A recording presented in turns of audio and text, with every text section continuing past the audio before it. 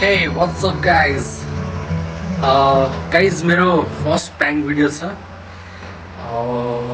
मन साह्रै दुखिरहेको छ मेरो, किनकि म मेरो साथीलाई चाहिँ झुट बोलेर चाहिँ उसलाई चाहिँ म पिकनिक जाँदिनँ भनेर चाहिँ उसलाई चाहिँ एउटा प्र्याङ्क गर्नुको लागि चाहिँ एउटा भिडियो बनाउँदैछु, एउटा भिडियो सुट गर्दैछु म।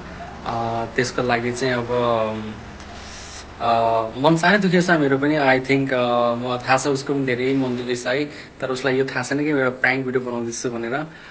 त्यही भएर चाहिँ अब मेरो आज आएको थियो मलाई भन्नको लागि, अनि म चाहिँ उसलाई चाहिँ आज मैले चाहिँ इन्फर्म गरेँ नै म जान पाउँदिनँ, मैले घरको समस्या बताएँ। अभियसली मेरो घरको समस्या त थियो नि है, किनकि घरमा बाबा हुनुहुन्न नि त, घरको समस्या थियो, उसले नि बुझ्नु पर्ने थियो, तर मैले चाहिँ बुझिनँ कि जस्तो लाग्यो मलाई। अलिकति मिन्स भनौँ न मनमा दुःख भइहाल्छ, किनकि अब साथीसँग जान रमाइलो गर्न, पिकनिकको लागि रमाइलो गर्न लागि उसले पनि सोचेको थियो होला, तर चाहिँ अब मैले चाहिँ अब होइन म जाँदिनँ भन्दा उसको नि मन दुख्यो र कतिपय मैले पनि आफ्नो समस्याहरू बताएको थिएँ उसलाई, यस्तो यस्तो छ र उसले पनि बुझिदिएको भए मेरो लागि पनि अझै राम्रो हुन्थ्यो क्या मलाई। तर ठिक छ, केही भएन, उसले मेरो समस्या सायद बुझेको पनि होला, धेरै मलाई फोर्स गरेन उनले। म नाइ भनेपछि उनले ओके भने क्या, धेरै उ भएन।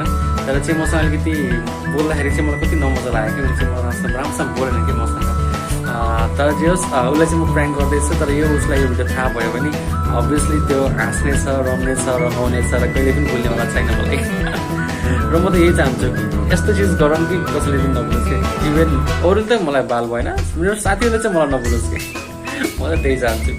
अनि लेट्स सी, अब मेरो आज ऊ आएको थियो, मेरो साथी आएको थियो, आज चाहिँ मैले उसलाई नो भनेको छु। उनीहरू चाहिँ भोलि जान्छन्, भोलि पिकनिकको लागि जान्छन्, अनि मेरो भोलि चाहिँ अब त्यो प्लान हुन्छ। मेरो भोलि चाहिँ के प्लान छ त म भोलि नै बताउँछु है, आज चाहिँ बताउँदिनँ म हजुरलाई। त्यो एउटा आजको दिन चाहिँ अब यसरी नै जान्छ होला।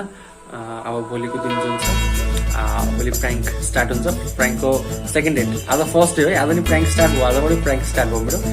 भोलि चाहिँ मेरो सेकेन्ड डे हुन्छ, प्र्याङ्कको सेकेन्ड डे हुन्छ। सो सेकेन्ड डेसम्म मसँग रहिरहनु होला है, यस भिडियो चाहिँ स्किप नगर्नु होला, मजा आउनेवाला छ क्या, एउटा टपिक चाहिँ मजा आउनेवाला छ है। ओके ल, bye bye, waiting for second days, भोलिको लागि म एकदम तयार छु। सो गाइज, म चाहिँ अहिले बनबाटीमा पुगिसकेको छु है। अब मेरो सरप्राइजको लागि चाहिँ अब साथीलाई चाहिँ सरप्राइज प्र्याङ्क चाहिँ जुन दिन गइरहेको छु, त्यो चाहिँ अलमोस्ट सक्सेस होस् भन्छु म। अब हेरौँ कहाँसम्म खोज्नुपर्छ मैले है त्यसको प्र्याङ्कको लागि। प्लिज भिडियोलाई चाहिँ स्किप नगर्नु है, मिन्स कन्टिन्युसली चाहिँ हेरिराख्नु है। र अझै एउटा कुरा, मेरो गेटअप चाहिँ उसले चिन्छ होला सायद, गेटअप चाहिँ मेरो सायद उसले चिन्छ होला। प्लस हेरौँ कस्तो प्रतिक्रिया आउँछ त्यसको, सकेसम्म आफूलाई छेक्ने ढाक्ने कुरा काम गर्छु के अरे। ढाक्यो भने ठिकै छ, ढाकेन भने अब चिन्यो भने त अब चिने हो। गाइज गेटअप कस्तो छ, चिन्छ होला हौ, खै चिन्छ जस्तो लाग्छ कि म त आफूलाई चिनिरहेको छु कि खै उसले चिन्छ कि चिन्दैन, सकेसम्म नचिनोस् भन्ने सोचिरहेको छु कि रे। चिनिन्छ होला है, सब चिन्छ होला हौ। यस सरप्राइज दिनु भनेको खै हुन्न क्या, लेट्स सी, हेरौँ कस्तो हुन्छ सकेसम्म। सो गाइज, मैले चाहिँ उनीलाई भेटाइसकेँ है, यहाँभित्र यहाँ रहेछन्, बसेर रहेछन्। हेरौँ चिन्दैन हेरौँ है, के गर्छन् कसो गर्छन् हेरौँ है गाइज।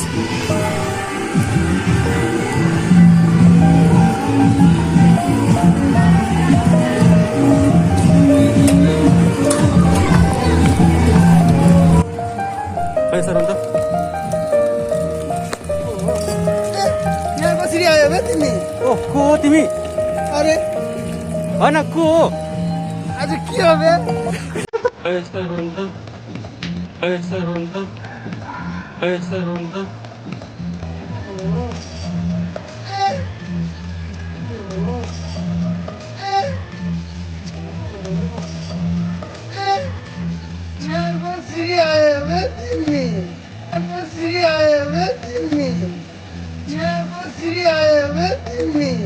ओ को हो तिमी? अरे होइन को हो? आज के हो बे?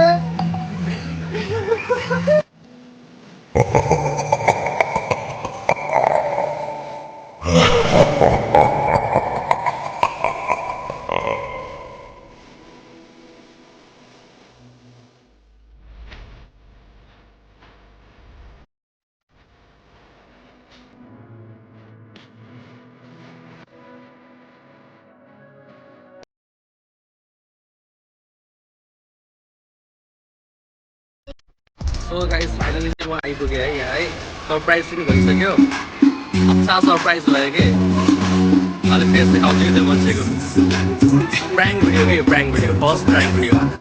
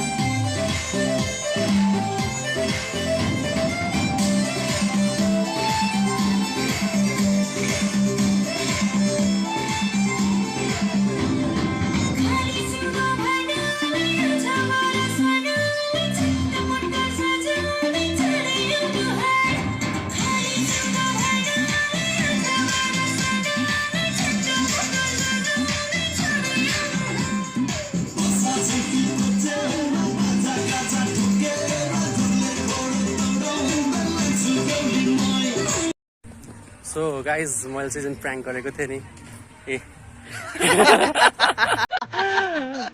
सुनिल यस्तो प्राङ्क गरेँ नि ल सुनिल भन त कस्तो लाग्यो तिमीलाई मैले गरेको प्राङ्क मलाई एकदम रिस उठेको थियो यार पहिला लास्टमा चाहिँ म एकदम ह्याप्पी छु यार तिमी आएर साँच्चै एकदम ह्याप्पी छु मन दुखेको थियो होइन आउन भन्दाखेरि होइन एकदम मन दुखेको थियो नि तर केही भएन सँगै नआए पनि होइन बिचमा आएर होइन एकदम सरप्राइज दियो होइन लो सरप्राइज ठुलो कुरो हो बहुत ठुलो सरप्राइज म त अब तपाईँले भिडियो देख्नुहुन्छ है कस्तो गरेको थिएँ तर जस्ट रमाइलो भयो कि है त्यो मुभमेन्ट कि कहिले पनि भुल्ने भइएन क्या हामीले खतरावाला मुभमेन्ट दिएछु क्या मैले यार यो भनेको हाम्रो पहिलो पिकनिक हो पहिलो पिकनिक हाम्रो अलिक झन् हुँदा होइन सरी गाइज के भयो भनेपछि नि मेरो प्लस एउटा माइनस पोइन्ट मेरो क्यामराम्यान चाहिँ होइन म आफै मेरो क्यामराम्यान अनि अर्को चाहिँ के हो भनेपछि क्यामरा क्वालिटी पनि त्यति राम्रो छैन है यस्तै छ क्यामरा क्वालिटी पनि प्लिज माइन्ड नगर्नु होला है यो चिजलाई चाहिँ अब जस्ट एउटा इन्टरटेनमेन्ट मात्रै हो म कुनै एउटा युट्युबर होइन कुनै एउटा प्राङ्कर होइन है